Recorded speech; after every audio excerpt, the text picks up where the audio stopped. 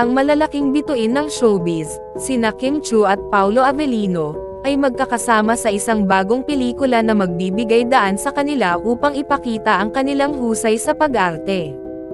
Hindi lang sila magkakasama, dahil kasama rin nila sa pelikula sina Don Zulueta at Richard Gomez, na mas lalong nagpapalakas sa bigating cast ng proyekto. Ang pelikula ay isang drama na may kahalong pag-ibig at pagsisimula ng pagpapatawad.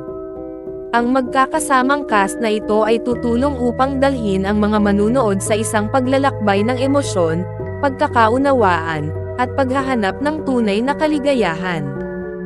Bilang leading lady, sisiguraduhin ni Kim na ibibigay niya ang kanyang pinakamahusay na pagganap. Magbibigay siya ng bagong pananaw at interpretasyon sa papel na kanyang gagampanan. Kanyang darapin ang puso ng mga manunood sa kanyang mga emosyonal na eksena at makapangyarihang mga linya. Samantala, palalakasan naman ni Paolo ang kanyang papel bilang isang aktor na mapagbigay at nakapagbibigay inspirasyon. Maghahandog siya ng matatag at kapani-paniwalang pagganap na dadalhin ang pelikula sa bawat tagpo. Kasabay nito, sina Don Zulueta at Richard Gomez ay magdadagdag ng kahalagahan.